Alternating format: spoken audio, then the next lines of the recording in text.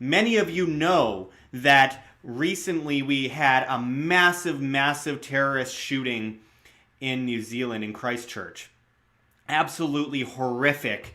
You have to condemn it. I mean, it's so horrible to think that an individual is deranged enough to massacre so many people. Not even just one, but 49 people dead. It's so unbelievably disgusting. And those that are defending it, you don't defend the murder of innocent people, regardless of ideology, regardless of what you think of their ideology. It's just such a disgusting thing that we see so many people defending this. And obviously, with this kind of thing happening, like, yes, some people will say it's a false flag. I don't know. I haven't seen that yet. Some strange things in the video. I was forced to have to watch that video this morning when I got up.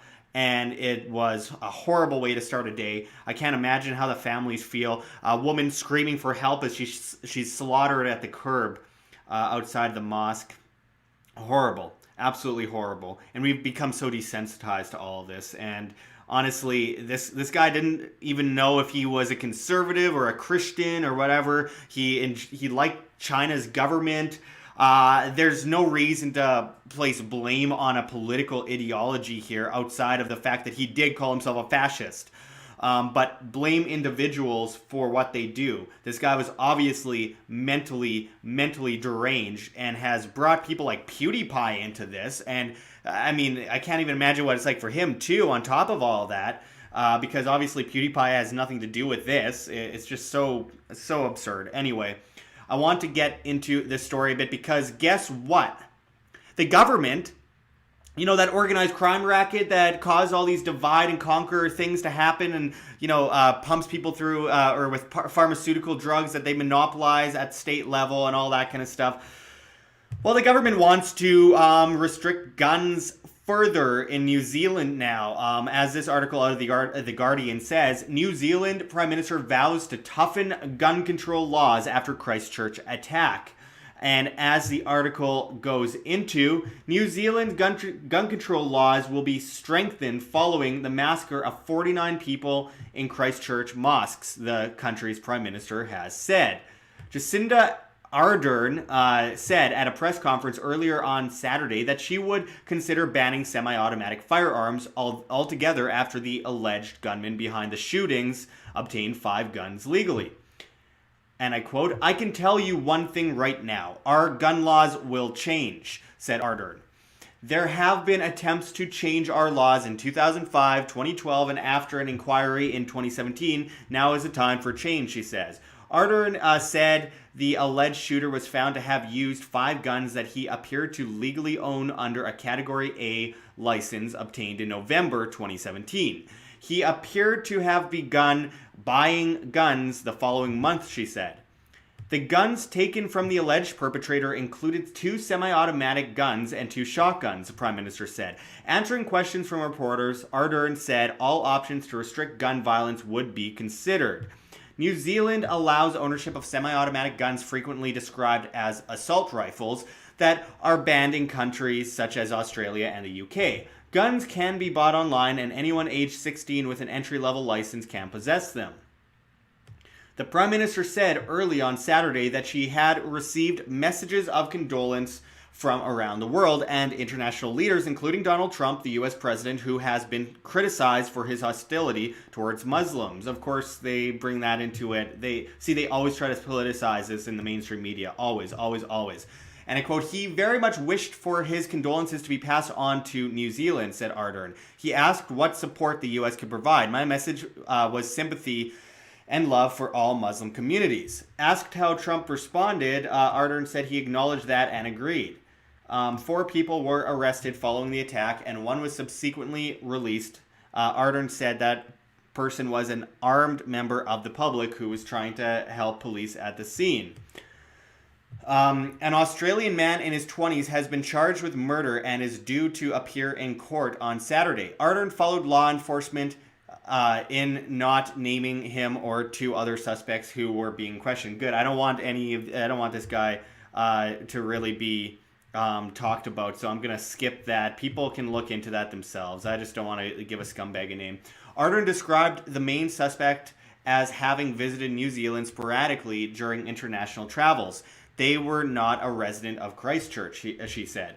Investigators were said to be trying to establish whether or not the two people arrested were involved in the attacks. Ardern said that while New Zealand's intelligence agencies had recently increased their monitoring of far-right extremists, the alleged gunman had not come to the attention of law enforcement and had no criminal record. Now, I want to break away from this article for a moment to also talk about the gun laws in New Zealand overall.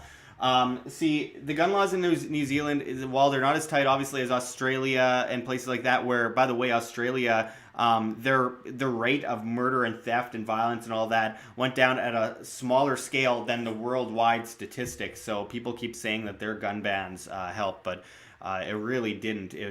Statistically, it actually hurt if you actually consider it versus the per capita rate worldwide.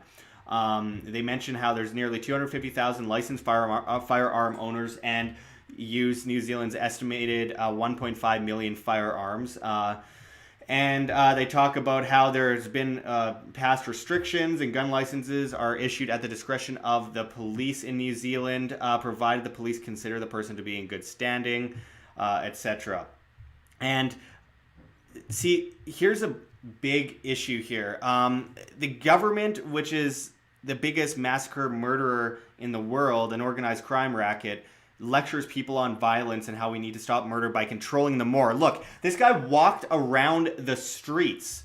I'll get to these stats in a second. This guy walked around the streets, killing people, going into this mosque, spent several minutes, I believe over 6 minutes, shooting people, then got into his car, drove away, was shooting people through his windows, went to another mosque. I mean, it just...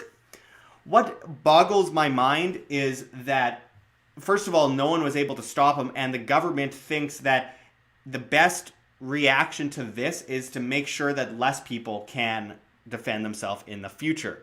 The police couldn't get there in 6 minutes.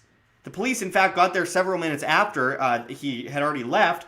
As you can see in the video, if you watched it, if you can find it, he's driving, and you hear first responders going by, and... what happens? They don't catch him. He's able to continue on shooting people. Look, this guy was a sick scumbag, and making people more defenseless is not how you deal with a problem like this.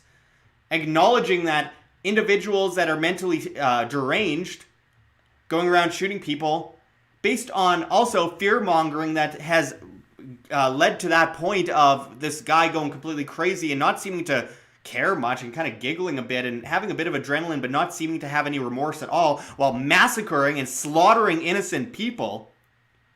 This notion that taking guns away from individuals who could have stopped this in the first place is somehow a way to aid the problem. That is not a solution. That is only making people more dependent on the state and more helpless when it comes to these attacks. Government is simply organized crime masquerading as being helpful. Meanwhile, the more helpful they are, the more helpless the populace. This isn't rocket science.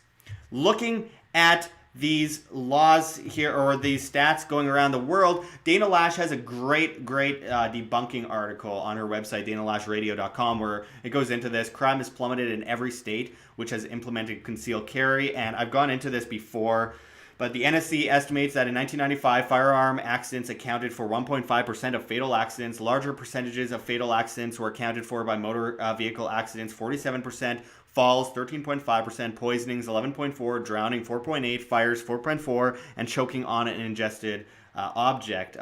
Examining all the multiple victim public shootings in the United States from 1977 to 1999 show that on average, states that adopt right to carry laws experience a 60% drop in the rates at which the attacks occur and a 78% drop in the rates at which people are killed or injured from such attacks. And violent crime rates are highest overall in states with laws severely limiting or prohibiting the carrying of concealed firearms for self-defense, according to the FBI Uniform Crime Reports 1992, which leads into today and has not changed, by the way. The total violent crime rate is 26% higher in the restrictive states than in the less restrictive states. The homicide rate is 49% higher in the restrictive states than in the states with less restrictive CCW laws, etc. So again, taking away people's ability to defend themselves isn't going to help them defend themselves more. It's not rocket science. Again, they're trying to make it a political issue. Of course, within moments, the government comes in as per usual saying, we will take away more people's rights to help you become more dependent. It's so sad. It's so sad to watch. My thoughts and prayers go out to the families of all the victims involved, the people who've had to witness this. It's just a horrible thing. No one should have to see that kind of thing take place. Obviously, the people playing politics, the guy said he was anti-Marxist, but then also supported Marxist governments, said he wasn't sure if he's a Christian and would let people know when he finds out. So people claiming he's a Christian, no. People saying he's a conservative, he's attacking conservatives in his manifesto.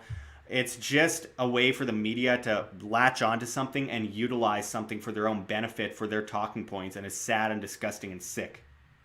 Anyway, thanks for watching, everyone. Until next time, this is Josh Sigurdson signing out from World Alternative Media. Find the truth, be the change. Like what you see here, Wham? Don't forget to check the links below. GoFundMe, Patreon. We can't do it without you. Any donation is very much appreciated, especially as we are so heavily demonetized and censored by YouTube as these guys come in and flag all of our content as hate speech. The shadow banning is getting really bad, guys.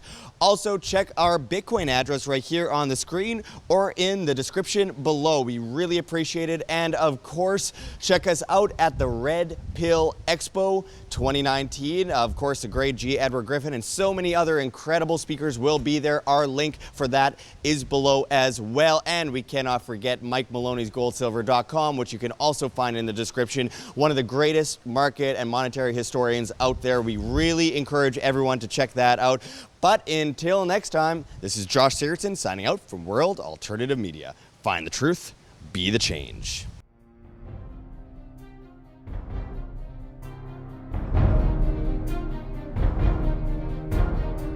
I'm sure you have already changed people's minds in your young age because you're involved, and I like that.